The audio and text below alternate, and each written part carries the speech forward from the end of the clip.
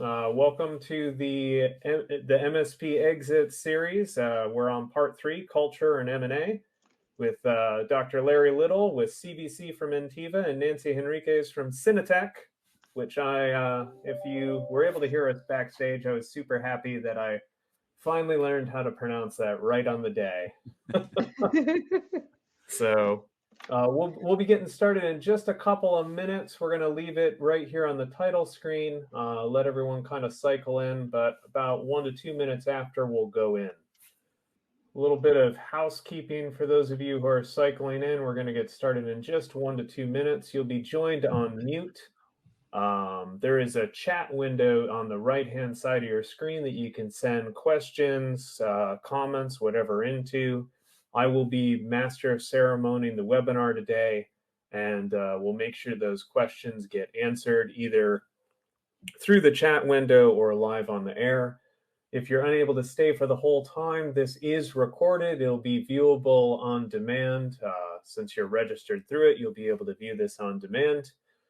And if you have any questions or want to be connected with any of the panelists today, just throw it down. I'll make sure to connect you afterwards.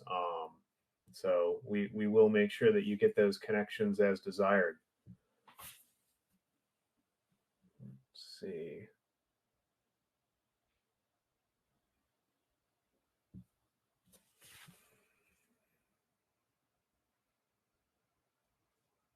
All right, we're 2 minutes past, so we're going to go ahead and get started. For those of you who are just joining, some housekeeping. There's a chat window on the side. Go ahead and throw in questions. You don't have to hold those to the end. We will answer those as we go through the webinar. I'm Ian Richardson. I'll be running the webinar today. A quick disclaimer that we throw at the top.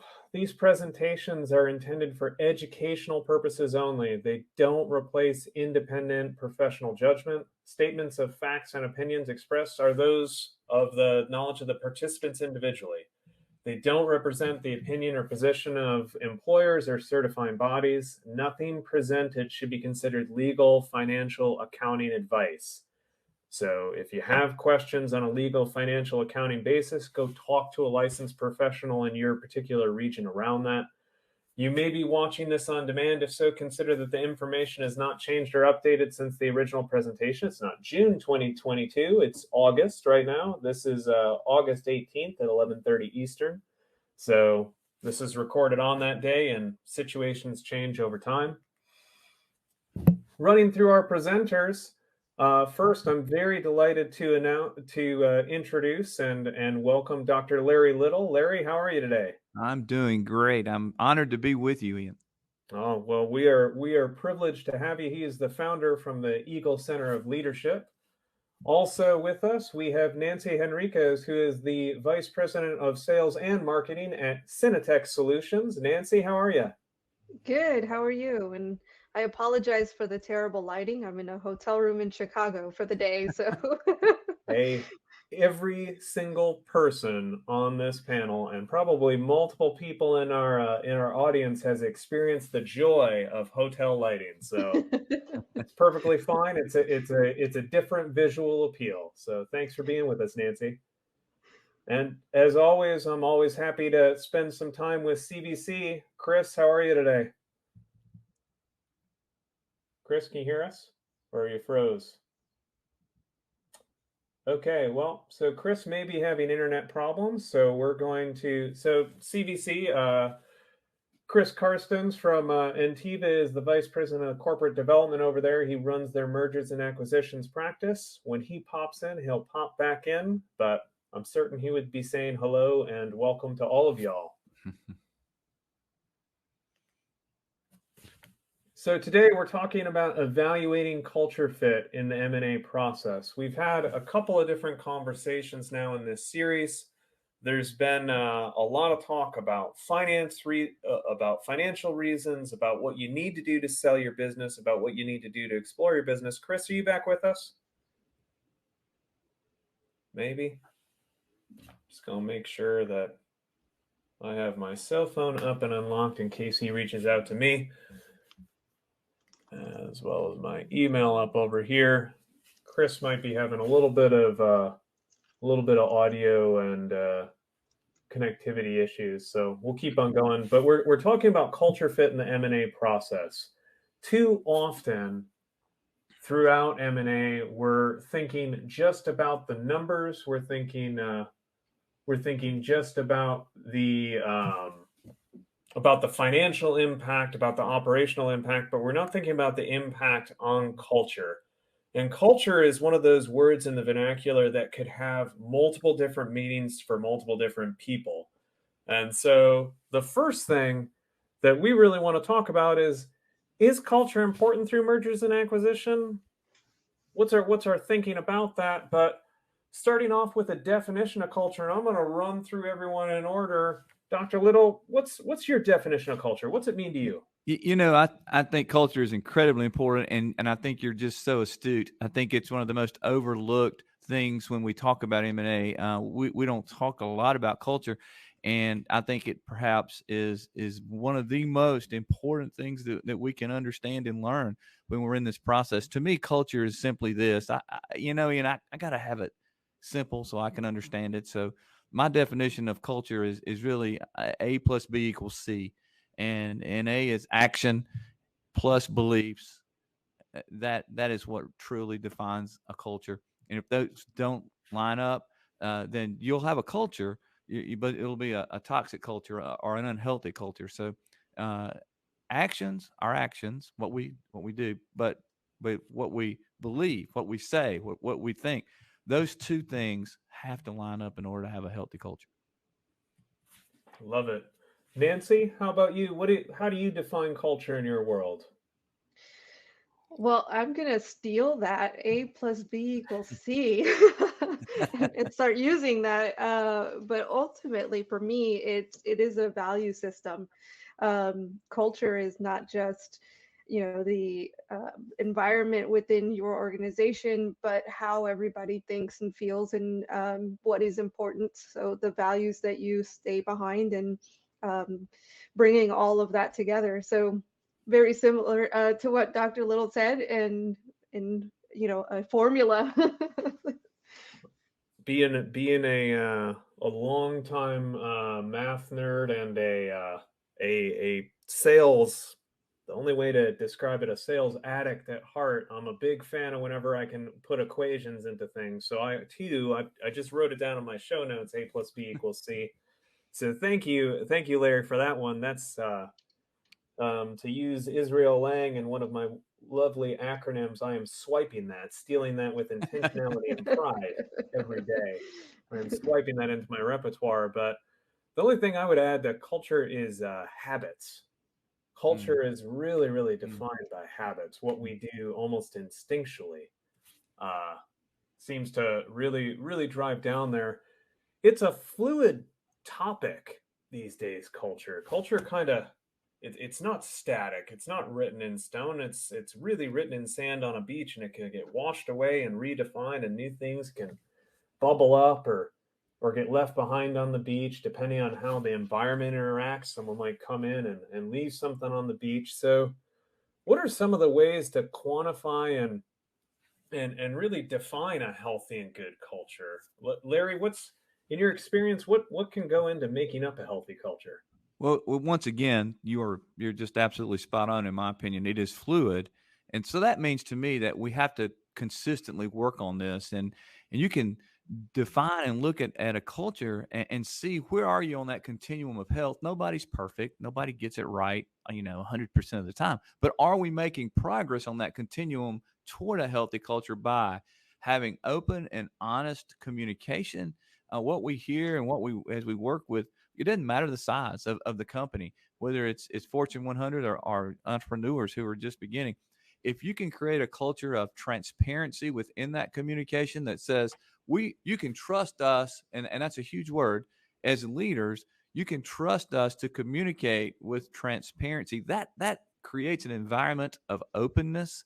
It creates an environment of being willing to say, hey, I understand that I may have failed here, but I feel the freedom to communicate that with authenticity, with transparency. So I know those are cliche kinds of things, but culture really is about that. It's taking the intentionality around our profit and loss, our financial statements and our reports, and how we run our business. And by the way, I'm an entrepreneur, so I get how important that is.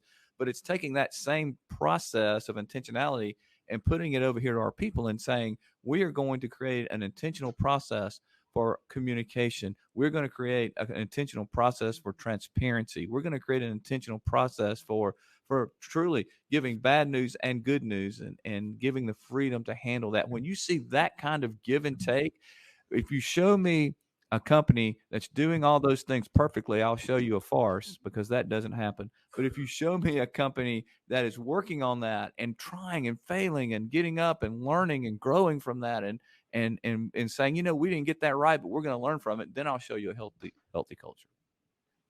Nancy, where are you falling down on this? What are some of the indicators? You had a big focus on culture at your MSP, and I know that there's a large focus on culture at Cinetec as well.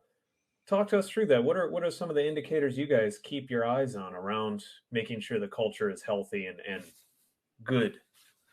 That's a great question. And the way that I think about it, especially because of the sales and marketing part that I'm really strong at, I would say, is that culture is also inclusive of your customers. And so for me, a lot of that was not just being open and transparent and having trust within the organization, but how do we go outside of the organization and conduct ourselves? And are we living the exact same things that, like I had said, the values that we hold dear, both inside and outside? And when we don't, that's when we start to see the shifts within the organization, and the culture going in the wrong direction. And I love the fact that you're talking about it being fluid, because it is very fluid as new employees come on board, as you onboard new customers. That completely changes the culture if you're not aligned from the very beginning. And even then, everybody's different. We're people, and that's part of the culture too, is accepting the fact that we're human, and we can also have forgiveness within that, especially when it comes to dealing with difficult conversations, and making sure that we're getting our points across as we're trying to fill everybody's needs. But the point of the culture aspect is that there is room and space for everybody to be able to have their needs met at the same time as working with others. And so for me, that's a healthy culture. And it's something that, you're right, I had a heavy focus on when it came to my MSP, the transition of selling my MSP, and that I still carry with me today into Cinetec. Some of the interesting things that bubble up, Nancy, you mentioned around that clients fit into culture, and that's so incredibly true. There's been, I'm gonna botch the phrase, so we'll preface that with an absolute paraphrase that you take care of your team and your team will take care of your clients. And taking care of the team is always one of those things that if you have that client who's got some sort of toxicity in their environment where there's bad leadership, because there's always leadership in an organization. Dr. Little, your book Crossing the Line really kind of talks about that, which you'll notice I have right here on my desk. That's where the current read lives, is right on my screen.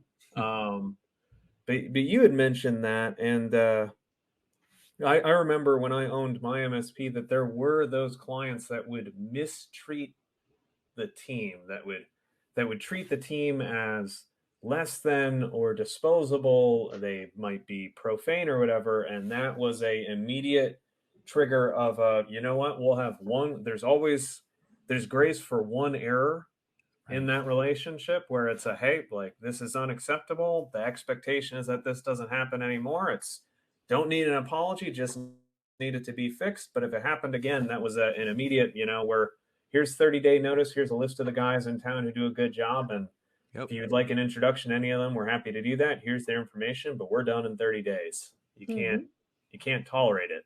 I love that. I love that value that you are living and that you led.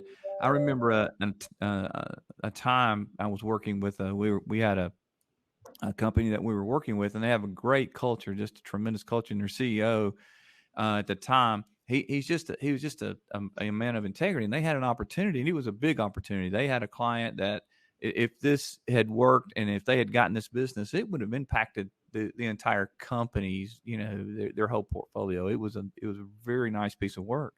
Never will forget that CEO talking to me, and he said, Larry, he said, the more I've investigated this, the more I've dug in, the more I've looked at it.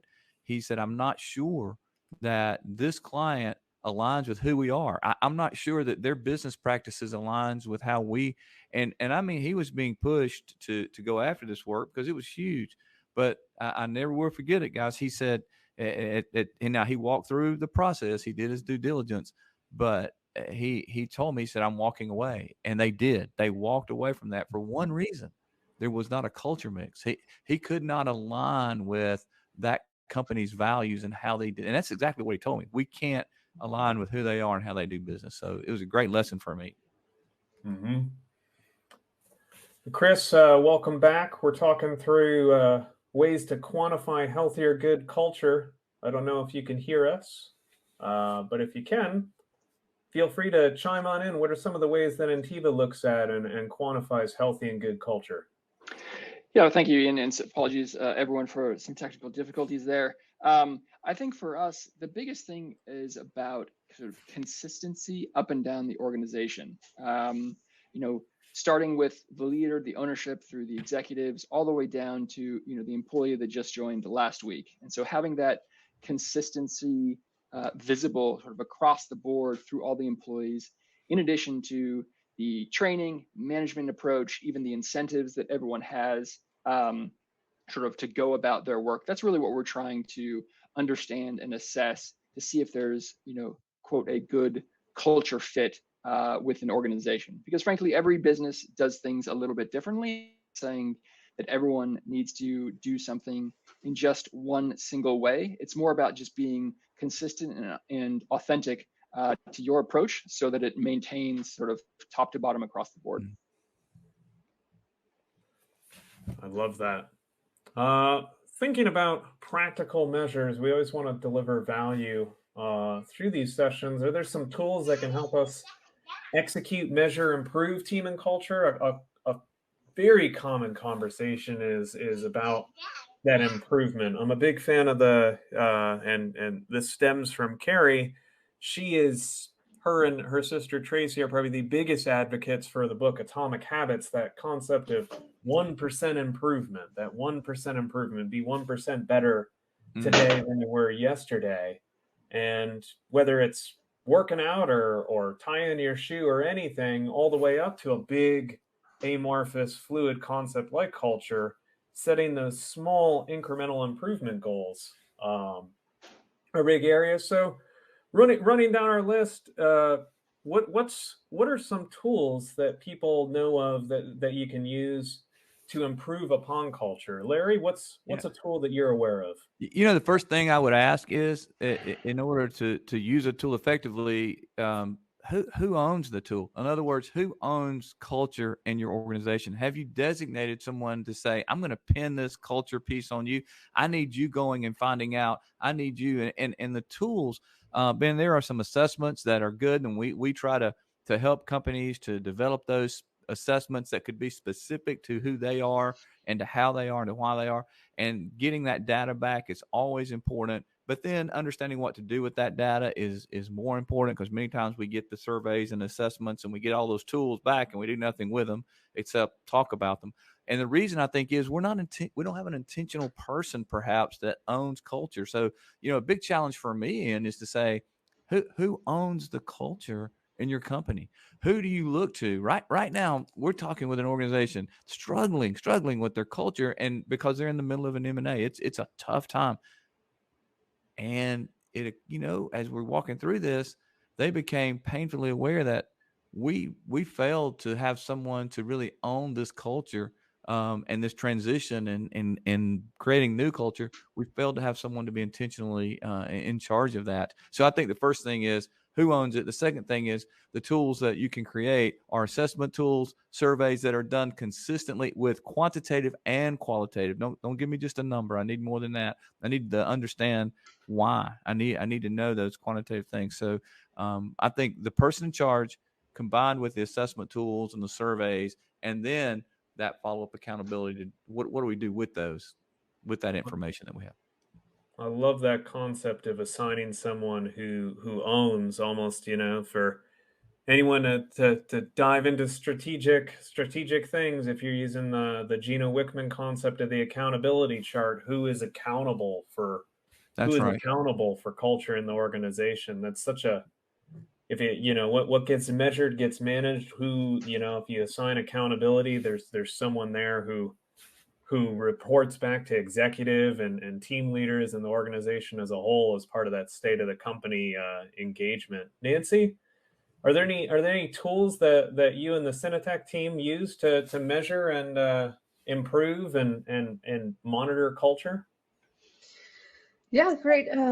Again, great question. And I want to say, when it comes to the culture piece, it really is. I go back to, if everyone is in charge, then no one is in charge. So really having a person assigned to the measurement of it and the health of it, ultimately speaking, aligning it continuously is something that is important. We also use the assessments as well as the surveys within our organization. And that's only some of it. The other aspect to me has always been a little bit more hands-on and just talking to the employees that I can, and ensuring that managers are talking to their teams and things like that. And that we have that is part of the culture of making sure that everyone is okay beyond the assessments and beyond the surveys. I love that one-to-one interaction. That one of the areas that in retrospect, looking back in my rearview mirror, that I consistently failed at, and maybe consistently learned from would be a more kind way to do that, is management, and especially coaching, which, if I had to place the single most important thing from my spot in the entrepreneurial sandbox, coaching is the single most important skill set for a manager to be good at, much more than data or analysis or adherence to process. Chris, welcome back. We'll refer to it as the revolving presenter. So we'll see you on your next go around with the challenge of wireless. What are some of the tools that you and the Ntiva team use to help execute and measure and improve culture? Yeah, I think it's a bit of what Nancy was talking about a moment ago, in that it's all about the direct communication, the engagement on a one-on-one basis, between managers and their employees. That's sort of a key piece for us. We're also just, from our own personal experience at Ntiva, we're in the midst of sort of spreading the EOS ethos across the organization, and in doing so, really trying to bring some of the accountability that methodology brings to bear, and having that sort of span from soup to nuts, top to bottom of our organization. Just really trying to kind of reinforce the importance and presence of that sort of approach within our organization, just to bring that accountability to every last one of our employees, that managers are here, managers are listening, managers are reacting with the intent to improve in everything that we're doing throughout the organization. I love that. Thank you for that. The one other thing that I had, and we were joking about this before go live, is a small tool set, which I'm a fan of acronyms because it helps me always remember, is clear with regards to communication as a culture strategy and tool set. CLEAR stands for communicate, lead, expectations, acknowledge, and respond. So going through the concept of acquiring a company, merging two cultures, merging two companies together, making sure that all communication is clear, that frequent, consistent communication, both between your organization and the other organization that are coming together in that marriage, making sure that there's leading by example. So if there is a change in process, policy, procedure, what have you, making sure that the leaders lead in that policy is important. Setting expectations are key. So clearly communicating those expectations. Here is what is going to happen, and stating those routinely throughout the process. Acknowledge concerns, critiques, complaints, and feedback when it's given, making sure that you mirror that back. Hey, I heard you say 1, 2, 3. And then responding to the feedback that you are given. So if someone raises a concern, making sure they get an answer, making sure that that concern's addressed and heard and responded to. So using CLEAR from all the conversations we've had has been an effective tool set. Thinking about what type of culture people need to have a successful integration. Everyone's here because there's an interest in mergers and acquisition, especially in the MSP space, but in a lot of our client spaces as well. M&A is hot. And the last thing you want to have, just like getting all the way to making a new hire, onboarding a new client, the worst thing to happen is, hey, we've signed the deal, and then 90 days in, 6 months in, it all fell apart. Everything went terrible. It went pear-shaped. How do we avoid that? So what type of culture do you need to have in a company to have a successful integration? Chris, seems like your internet's stable right now, so I want to start off with you. From the buyer side, you guys are a buyer in the space. What type of culture do you need to have in your company to have a successful integration? Yeah, so I think the first thing I would say to that is sort of alluding to, one of the first comments that I made earlier in this session. It's really just about, consistency of the culture across the organization, and there is not, one size fits all that is a mandatory stipulation for us at Ntiva, for instance. It's more about just trying to understand that you as a business are imbuing everything that you do with this consistent approach, and that sort of authenticity carries through. As an example, for us, we really are mindful about putting our team first, our clients first, and really trying to harness the growth and development of all of those stakeholders through the product services offerings that we provide. And we hope to find similarly, or companies with a similar mindset to that approach. That tends to be sort of a great foundational place to seek that consistency between the two organizations. But again, it isn't some cookie cutter approach. And the only way you're really going to figure out all this is you've got to have a lot of conversation, with the owner, with their senior leaders, as you get to know the business. It's not necessarily a shotgun wedding. That's not going to get you the long-term success that you're looking for. It's cultivating that relationship over time. Perhaps it's, you've met through a peer organization, and you just sort of starting to slowly get to know the other side. And as you go through that process, it gives you that opportunity to learn kind of how they go about things. And then from there, you're really being able to sort of check the proverbial box to understand, hey, could this business actually be a culture fit for us? So unfortunately, it's less of a strict checklist type of approach, dissimilar from financials review, for instance. But you do have to play a bit of the long game in order for you to have that long-term success. Larry, how about from the side of someone who's selling a business? What are some of the indicators that a company is that you could present to someone if you're looking to sell your business? How can you highlight how healthy your culture might be? Yeah, it's a great question. CVC, I love your last statement there. It's a long game, and it really is. As entrepreneurs, we enter into this, let's say this MSP, and we create and we put our blood, sweat, and tears into it, and we build it up, and we know where we're headed. We know we want to present this for an opportunity to sell, and at some point. The problem is that we think integration really begins at that point of sale, or at that content when we go and tell, and create a deal.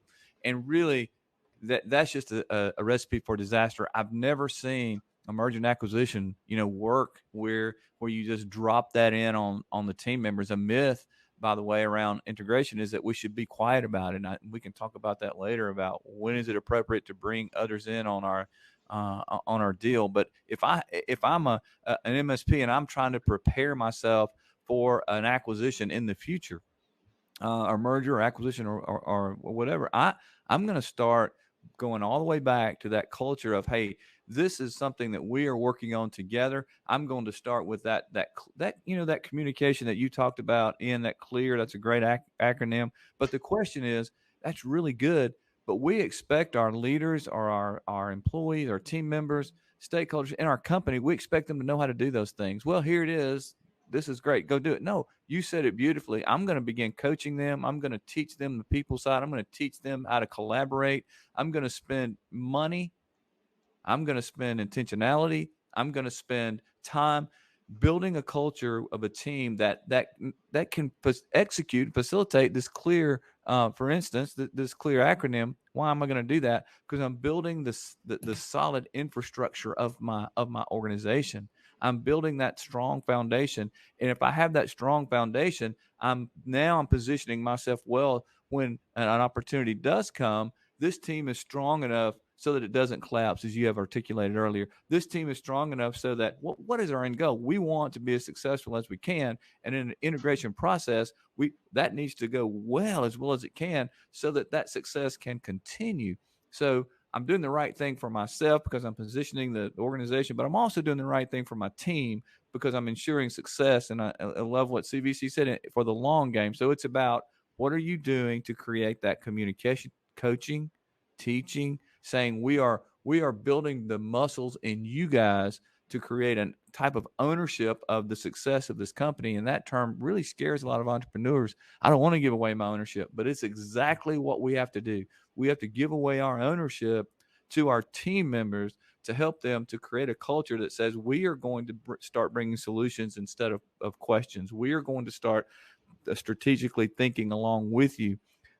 Can that be done? It absolutely can. It be done. Can it be measured? It absolutely can be measured. But it takes intentionality and thought processing that says, I'm going to invest just as much in this as I am the financial profit and loss spreadsheets that are so important to the bottom line of our company. Nancy, going over to you. You've been on both sides of this equation. You've been a seller, and now you're part of an organization that is an active buyer as well. What culture are you guys looking for? If you're thinking about acquiring, and what's been your experience here? That's so I would say, let me start off with what I looked for as a seller, which since I started with that process, it was really someone that had the same values as we did. And so that was the first thing. The second thing is, for me, I am a feelings person, let's say. So my decision making is logic second, and feeling, my gut feeling first. Once I have everything in check or whatever. But that was a lot of conversations of what is leadership like, because what I want to know is, what will my team be treated like when something goes wrong? I want to know, what will my customers be treated like when something goes wrong? And if the answers are close or similar to how I would handle them, that was one of the very beginnings of, okay, this could be a match. And I also started off with not just the culture piece of it, but knowing that if I were to exit, it needed to have those factors in place, that my team needed to be taken care of, and that my clients needed to be taken care of. And so the final thing was is this person someone that I could see myself working for in terms of leadership? Because to me, culture is top down. Mm. And if I could see myself working for somebody, then that says a lot about the person's integrity, about their values, and about how they think and make decisions. And so, to me, that was the key factor. At the end of the day, can I see myself working for this person? Because I would not want to put my employees or my clients in the hands of someone that I myself would not work for. That's good. I love that statement around values, Nancy. When I get periodically brought in to assess strategic alignment through exit planning, either by a buyer or by a seller, or mutually retained by both parties. And the three things that I look at are mission, vision, values. Do the mission statements align? No two organizations have those mission statements that are exactly the same, but if the mission statements have synergy, if the mission statements have harmony, so that they're synergistic and harmonious, there's a ball game, there's a door that we could both walk through. If we're both rowing in relatively the same direction, even if the numbers down at the bottom, the numbers don't really matter when we're thinking about that acquisition when it comes to cultural alignment. If we were going in the same direction, if we're both growth oriented organizations, if we care about growing our team, growing our clients, or we're pursuing some of the same strategic initiatives, that door is something that we both might want to walk through. But values are the key thing. Are we going to walk through that door if there's a fundamental misalignment in what do we do to make something right? What do we do to filter decisions? How do we attract and retain talent? What are the filters and guidelines and toolkit that we empower our team with to make decisions? If there's a fundamental mismatch there, then we can't walk through that door, nor should we.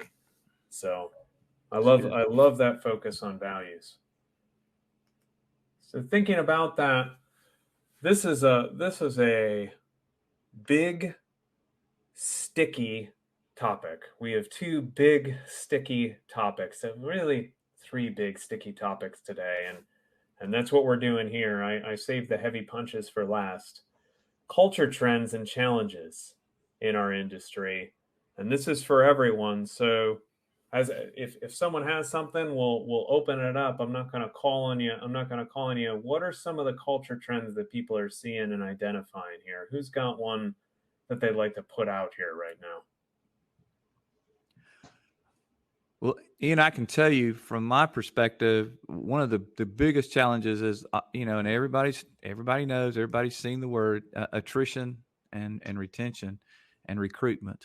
Those three things. And I think no matter what the industry, but certainly in the MSP market, it is right now we're trying to figure out, do we allow our team can they work from home? Can they be successful? If they do we do a hybrid? Do we have them mandate that they come in the office? What does that do to culture?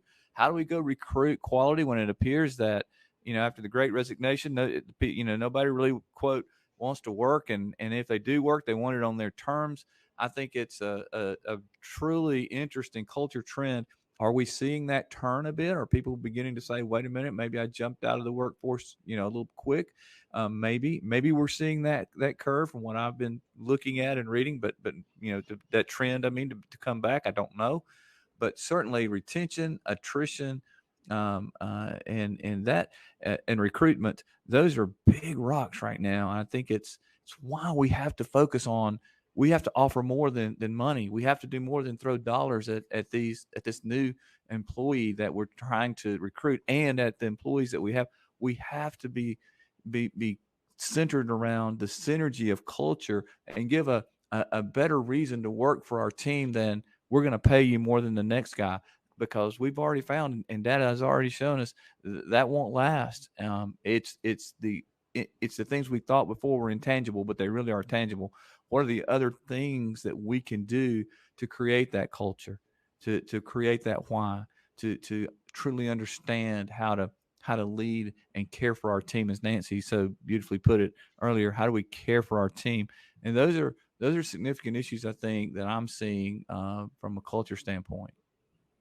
Yeah, that employees, there's the statistic that the average person, this is about a 10-year-old stat, will have 11.3 different positions. So I don't know, the point three is really, really interesting to me. I don't know what a third of a position is. Maybe that's the ending as the greeter at the local grocer on a part-time basis for 10, 15 hours a week to get out of the house. But 11.3 different careers, positions, companies, what have you, over the course of a career, which means there's a lot of hopping. I had a interesting conversation with an MSP the other day who said, "Hey, I intentionally haven't developed career path training, etc., because I don't want to train someone to have them leave." And I've heard that conversation. Well, what if we train our people and they leave? Well, what if you don't train them? What if you Right. don't invest in your team and they stay? What does that do to your company if you intentionally ignore something that it can go beyond ignorance and inefficiencies and ineffectiveness and even become cancer to a company. And just think about this. Think about how difficult it is already to keep our team members. Now let's put an M&A situation on it. And I currently am working with a company who they're in the middle of this integration, and it is not going well. Do you know their attrition skyrocketed to over 25%? And that's devastating for an MSP. That's devastating for any company.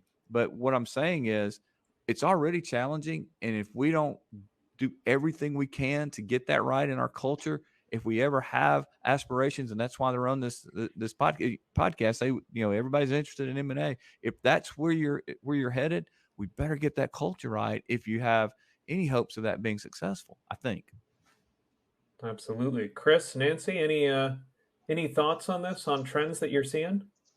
Yeah, the one thing that I would mention, just thinking about it from the broader lens within the volume of M&A activity that's occurring, people could be faced with the question that is, well, if I want to, partner up with a strategic company, how do I need to act? Do I need to act in a certain way? Well, what happens if I want to be a platform and I want to, grow under the auspices of a private equity company? Do I need to have a different sort of culture for that sort of approach? And yes, there may be elements of the operation of your business that may be slightly different between those two pathways. But more so, what I would say is, I keep going back to what I had said earlier, kind of understanding the most authentic way to go about crafting and exhibiting your own culture will help inform the pathway that you're going to take. You don't want to put the cart before the horse, thinking that'll get you to the answer more quickly, or the right answer with the higher value, et cetera.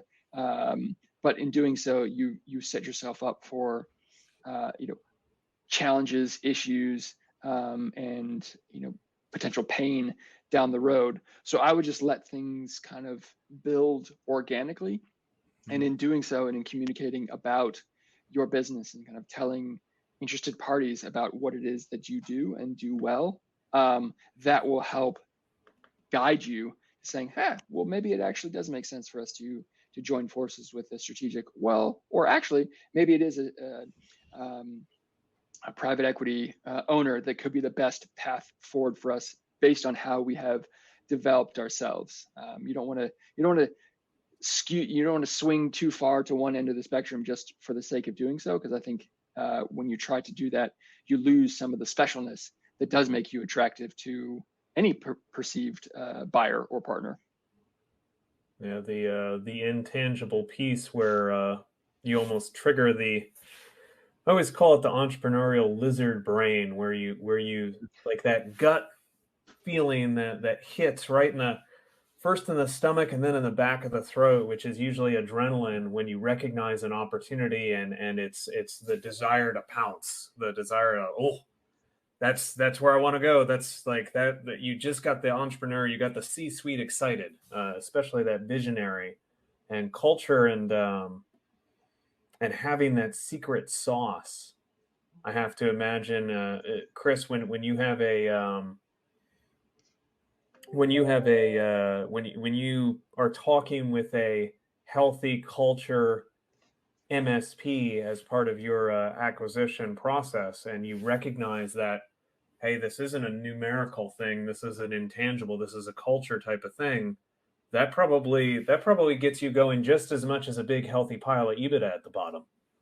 Oh, absolutely, absolutely. And I think ultimately that can kind of win the day if an element of the financial profile of the business, isn't in your typical sweet spot of criteria, whether the business is, a little bit smaller than you ordinarily consider, or it's has a bit of a different MRR profile than what you typically consider. If you've got the strong culture, strong leadership, reinforced with low levels of employee attrition and high degrees of client retention, you can look past some of those other things, because those are items that can't necessarily be taught, and then kind of just use the fact that you'll be coming together with business to ultimately get it up to the size of the business that you'd like, or increase the amount of MRR that the business drives through. You can tackle all those sorts of things in a much easier way if you are on the quote same page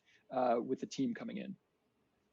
Nancy, how about you? What are some of the trends and challenges you're seeing right now they're going around culture in the MSP space? You're a fellow podcaster and talking with business owners all around the space. What are you seeing? Well, I think that we're in an interesting intersection when it comes to MSPs and how we're defining culture right now. We've come a long ways from everybody wanting to be secretive and not talking about their process or how they do business for the sake of being afraid that someone's going to steal their business, to now there's a little bit more collaboration and we're able to talk about different cultures. And I think maybe some of that is because of all of the M&A activity that's happening, and it scares everybody or it excites people, and so it gets people talking. But I think that making sure that we are open and that we are communicating who we are as individuals and our companies and things like that, our strengths, that's something that I'm seeing is a positive side when it comes to the M&A system. And I've had plenty of conversations with prospects, ultimately speaking, or potential for us to buy certain companies, and it's literally just been in the aspect of culture. I can relate with your story, I can relate with what you've gone through, and I can see what you are going through. So on the cultural aspect, I think we'd make a fit. And it's kind of like dating, right? You started off in okay, let's get to know each other then before any kind of deal is done. And you may find that it's not everything that you thought it was at the beginning, and that's okay. But ultimately, I'm thinking, or I'm seeing, that the fact that we're talking a little bit more and sharing a little bit more is definitely something that is a positive within the culture of the MSP market. Yeah, transparency has been increasing year over year. A different sticky topic. Hey, we got a deal. We're gonna do this. We're gonna merge our organizations. Chris, I'm gonna start off with you. How much and when do you share information around the event, both with the team and with the customers of the company that you're acquiring? How much and when are you talking about this? Oh, you there? Yeah, so I think from my perspective, the approach is typically, well, one thing I'll say is that it's a bit of a red flag if the owner keeps things fully close to the vest without any consideration to bringing in his or her senior leadership team in through to the diligence process. We'll find that to be a little bit questionable, that they wouldn't be interested in sharing that type of sort of monumental decision making with their trusted lieutenants.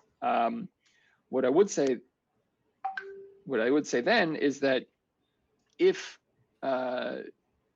the owner, or ordinarily we really like to see sort of good engagement, not only from the owner, but also from key stakeholders within the business, obviously, finance organization, key operational leaders, and the like, just to get a broader flavor.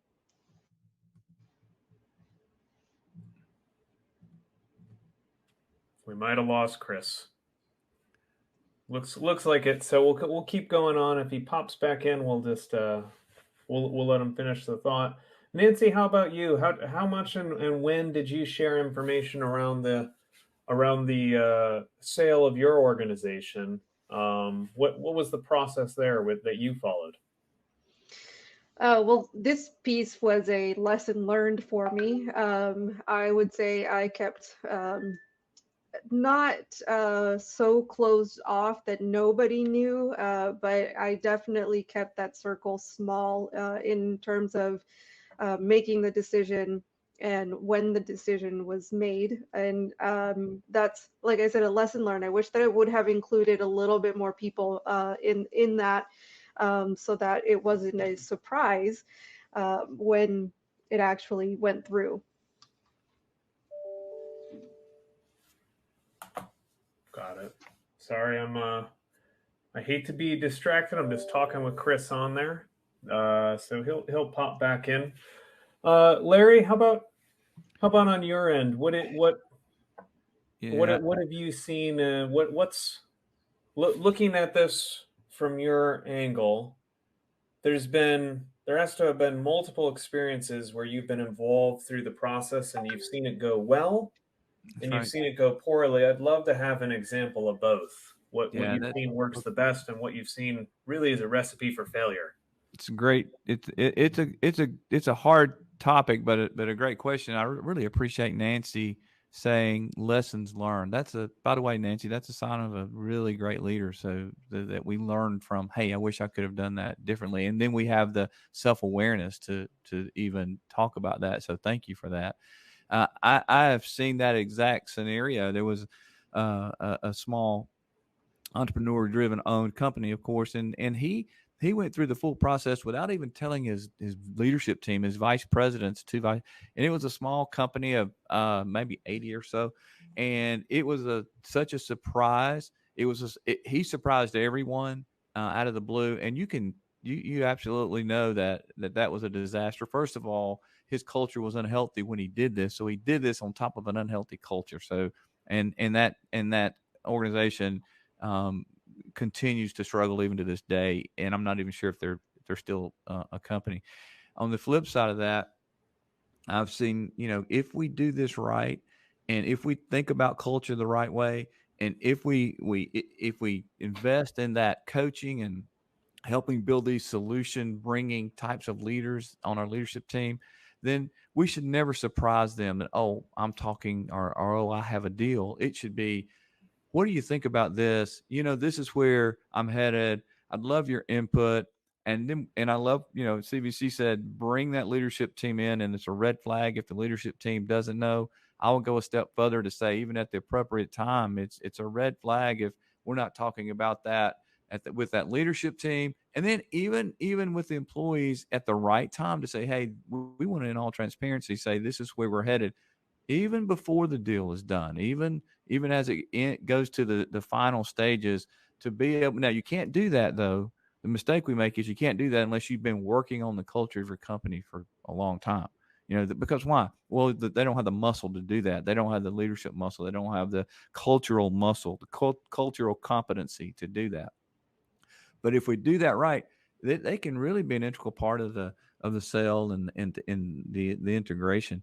I think a myth is that we shouldn't tell anybody. We should hold it close till the very last, and then drop it on everybody, and that's devastating for a lot of people. So I've seen it I've seen it work both ways. And the successful side of that is when the leadership team was bought in, they were not only bought in, they were excited about the opportunity. They had a voice in the process. They had a voice at least to be heard. Not that they had decision-making powers, but you know what? When I have a voice, then I can feel ownership to make the integration and the transition successful because I've known about it and I had a voice on the very front end. And I watched that, and it's powerful. It really is powerful. I love that. This one, Nancy, and you started down this path, but I'm going to go to you first on this. I'm a big fan of the image of the scales of justice, so to speak, and there's a balancing act that happens with the sale of a business where the responsibilities one feels to their team, and under team, I'll put clients there as well, but even more so the people who have built this business alongside you, who have gotten you to the point of success. And then the other side is the balanced responsibility that you have to your family, which is the financial responsibility as the owner to gain as much liquid equity as possible to take care of yourself, to take care of your family. That's a tough is the vocabulary is failing me today. Tough is not an accurate descriptor. The monumental astronomical climb Mount Everest challenge there. How do you balance those two really competing interests? Well, it could be seen that way. I think the way that I decided to take a look at it was what does each need to be taken care of, ultimately speaking, or to be successful. And the needs are quite different. For my family, it's stability. And while the team, I'm sure, also needs stability, the stability that is created for them can be whether they are working for someone else, whether they stay on with the company that we're selling to. So that definition of stability was a little bit different for them. And when I thought about it in a similar fashion across the board as I went down making these decisions, really it came down to I have to think about my family first. They have been the blood, sweat, and tears that have been gone into building this company. Not that my team hasn't, but they sacrificed and they were there for all of those moments. And so my family as well as myself need to be taken care of first. And when I started to list off what those needs were in order for us to be taken care of, I realized it's the same thing on my team side, but it's defined differently. And so that's kind of how I tried to balance it out. And I'll give an example, the example that I was giving, when it comes down to it, my role as a leader for my team was to make sure that they could carry on and be successful, whether it was working for me, whether it's working for the company that purchased us, or whether it was working for somebody else. And that's exactly what happened. Did I want my team to stay? Do I want them to stay? Of course. But they will also have to make decisions for their own lives at this moment in time. And what I realized was setting them up for success at any moment was my role for them. And so that's kind of where I balanced that out in selling the company when I did.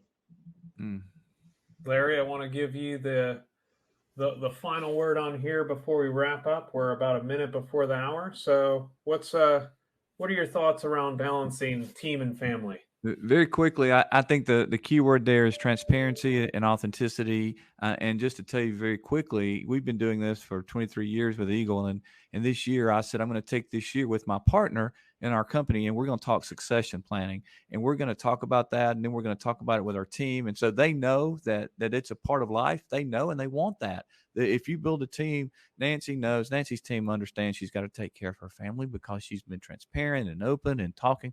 So I would say that the important thing is don't say one thing and do another. Be transparent and say, I'm working on this and I want to bring you guys into that and share that with you.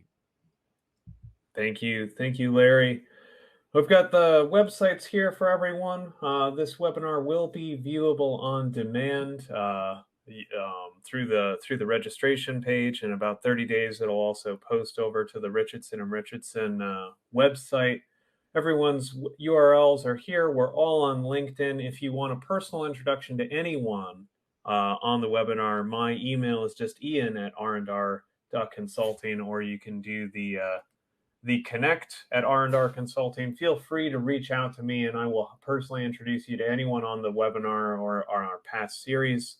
Also on the landing page, you can register for the future sessions on this. We've got one coming up in September, October, and then we will be holding a consolidated learnings panel at the IT Nation Connect event.